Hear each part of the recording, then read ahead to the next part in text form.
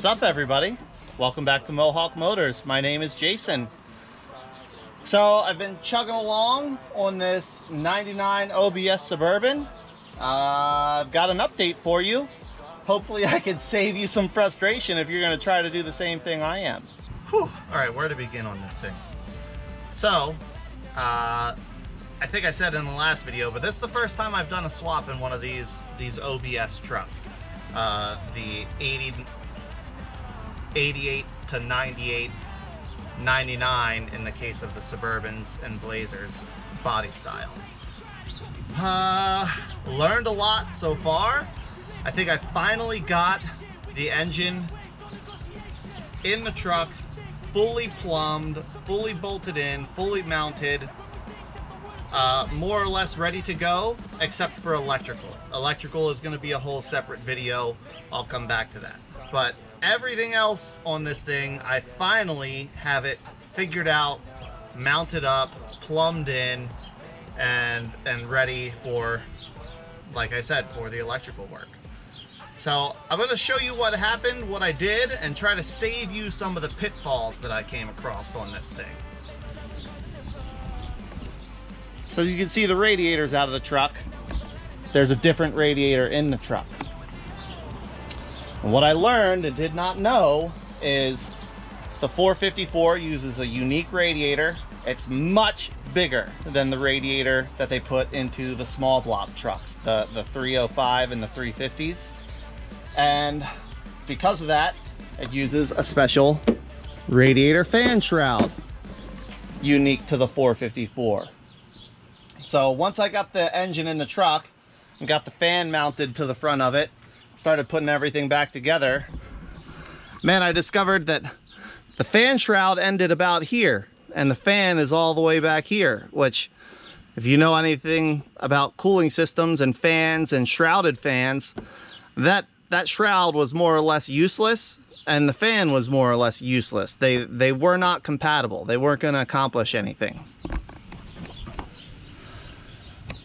So what I had to do and what I figured out is I needed to get the radiator upper mounting brackets, and the fan shroud from a small block truck. So I ordered up the radiator, the mounts, and the fan shroud for a 98 with a 350. And that got me to this point. Now I found out afterward that the V6 fan shroud even extends a little bit farther, which would be better, but as it is, this is going to work just fine. The shrouding comes right to the edge of the fan, so the fan will pull air through the shroud, through the radiator, accomplish the cooling the way we need it. Our little challenge here is going to be getting our intake plumbing routed through everything, and particularly the air compressor, or the air conditioning compressor, which you see here. Now this was something else that we needed to figure out.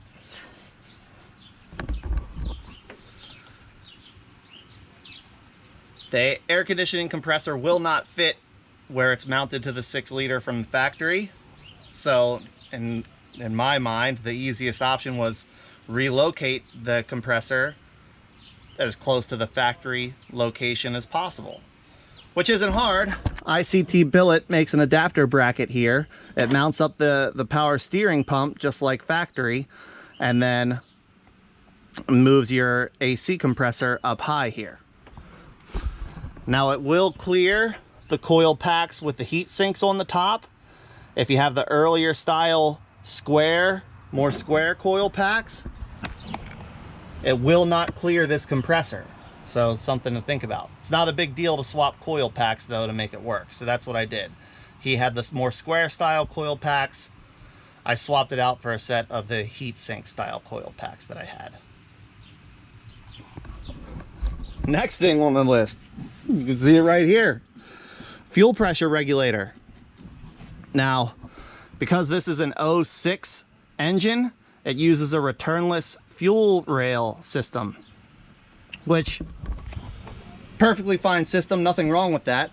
I just needed to get it to work with the factory return style fuel system that the truck came with. The pump, the fuel pump in the tank is more than adequate to supply enough fuel for this engine at enough pressure. I just needed to be able to get the right pressure to the fuel rail and then return the unnecessary fuel to the tank, because that's the style system it is. So I really like these Evil Energy fuel pressure regulator kits. I think they're like 60 bucks. Comes with a bunch of AN fittings, the gauge, mounting bracket. So I got that mounted up over here on the side of the compressor. Easy to see, easy to access. And then I just connected my feed and return to the factory feed and return with an adapter fitting. And then the output comes out, runs over, and hooks to the fuel rail with another adapter fitting. All this stuff was super easy to find. I just Googled, you know, 6AN to 99 Suburban fuel fitting, and they came right up in the results. Same with the fuel pressure regulator, everything. So this stuff is all super easy to find. Now the other thing I had to do, a side effect of relocating the AC compressor, is I had to relocate the alternator. Again, not a big deal. ICT Billet makes this adapter as well. They actually, you can buy them as a package deal too, both adapters. For some reason, I was able to find them. They were cheaper to buy separately when I was shopping, so there's that. The only thing that I'm gonna like is kind of inconvenient is they don't tell you what length belt you need. So I'm gonna have to measure and get a serpentine belt figured out for this thing, but that shouldn't be a huge deal. Cooling system, the biggest difference is this radiator for a 98 Suburban does not have the steam port fitting on it. Fortunately, the little steam port adapters that go into the upper radiator hose, readily available, easy to find. So you just plumb it from the throttle body right up in here into your upper radiator hose. That also gets it nice and high, so it'll be able to do what it's supposed to do. What else did I have to do here? The heater, that's very straightforward. The sizes from the water pump go right over to the heater core. That's easy peasy, just connected back together. No big deal there. Lower radiator hose is the same, connects right up. Transmission cooler lines bolted right up. Upper radiator hose connected right up. So that was simple. Oh, and just to be clear, this is the upper radiator hose from the donor truck from the 2006. Same with the lower radiator hose. Both of those are from the 2006 donor truck. These AC fittings, especially over there on the dryer and down here on the evaporator, those fittings do not come apart, so I wound up replacing all those parts so he'll be able to actually use air conditioning. Previous owner had essentially, they had just left an open system. They removed all of the rear heat and air conditioned stuff, and by removed I mean they just cut the lines off and then left them there and bypassed it in the engine compartment. So I didn't fix the rear heat and air, but pickup parts fit this perfectly and allow you to eliminate the rear heat and air condition controls. So if you're doing a Suburban, just buy pickup truck parts and you can bypass / remove the rear HVAC controls if that's something you want or need to do. Under the truck here, hopefully you can see that I've got my two adapter fittings. One goes right into the factory fuel filter, one goes right into the union for the factory fuel return, and it just adapts it to a -6 AN fitting. So got those hooked up relatively easily. Everything else under here, I mean, this is all the stock stuff. I think I said that before. Stock drive shafts, everything else.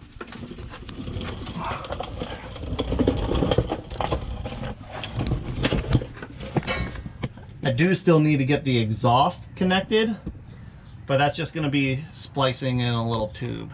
We've got the factory down pipes for the engine up here, and we're just going to have to connect them to the factory muffler. It's the same size tubing, so I should be able to just use what I cut off of this and what I have left from the donor truck to get that all hooked back together the way it should be. As far as power steering, the power steering pump from the 6-liter engine has all the same connections on it as the power steering pump from the 454. So his wasn't working, so I just got a replacement power steering pump, put that on, everything connected right up.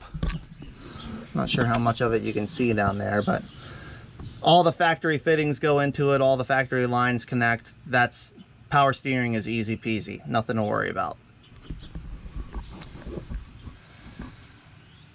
Which, if I'm not forgetting something, brings us to, I mean, the engine is in. It's connected, it's plumbed, all the main systems are in place, ready to go. So I just need to get the wiring done, which I'm hoping I can pull off over the next couple days. And then I'll cover all the electrical stuff that I had to change, modify, etc., to make that work. It's kind of in depth, so I'll try to keep that a reasonable length video. But this stuff too, like, there are solutions. If you're gonna do this and you don't already have the truck, save yourself a bunch of headache. Try to find a truck that originally had a small block in it, either a 350 or a 305. That's gonna have the most compatible parts that will interchange. The cooling stuff will all interchange. You'll be able to hook right up to your LS. The power steering stuff will interchange. You'll be able to hook it right up to your LS. The air conditioning stuff will interchange. You'll just need the adapter bracket to relocate your AC compressor. Yeah, that was the biggest complication, is just I did not realize, I don't think Matt did either, how much stuff is different with the 454. And it just, I mean, it just wound up, we had to, I discovered those incompatibilities as I was going. So we just had to buy the parts to get it, make it work, get it compatible. And I think it's going to yield a nicer product. You could also keep the big 454 radiator and go to some kind of electric fan setup. But for what this truck is, and for the look that I would like it to have, I want it to look like it came from the factory this way. So to me, mechanical fan, mechanical shroud, that was the way we should go. Especially because he plans on using this thing to tow, and that mechanical fan is going to move a lot more air when he's towing a heavy trailer. So all in all, I think that's it for this video, team. A few things you need to modify, adjust, and parts you need to change if you're going from 454 to LS. You wouldn't need to change most of those things if you were going from 350 or 305 to LS. But it'll all work. You can find the parts. This is not a new rocket science. Thousands of people have done these swaps. So hopefully this helps you. Hopefully I save you a little bit of headache. And yeah, hopefully the next video I'll be able to get all the electrical sorted out and show you that. That's the next most in-depth part of this swap. So thanks a lot for watching, everybody. I hope you enjoyed, and until the next video, take care.